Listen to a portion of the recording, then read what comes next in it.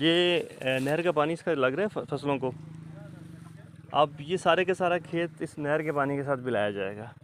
ابھی سٹارٹ کیا انہوں نے, آپ دیکھ سکتے ہیں نہری پانی صاف. اور یہ دیکھیں ڈلوان میں جو انہوں نے سارے کے سارے نالے بنائے وہ بھی بڑے ڈیزائن کے ساتھ. آپ پانی کا فلو دیکھ لیں خود آپ لوگ. دوست سوال کر رہے تھے کہ اس پہ یہاں کا اس کا وافر پانی, اس کے 2 موگے ہیں. ایک موگے کا پانی 3 دن ہے, دوسرے موگے کا پانی 36 گھنٹے ہے. وافر پانی ہے. اس رقبے سے یہ رقبے پانی وافر ہے. ٹیوب ویل دیکھیں, آپ کو دیکھ لیں, آپ خود آ کے وٹنس کریں گے کہ ان کو چلانے کی ضرورت نہیں پڑتی ان کو. تو یہ ٹاپ کی زمین جو ہے مکمل اپنی باؤنڈری کے ساتھ, مکمل قبضے کے ساتھ, مکمل کاغذات کے ساتھ اویلیبل فار سیل. درختوں کو جیسا ہم آپ کو بار بار بتا رہے تھے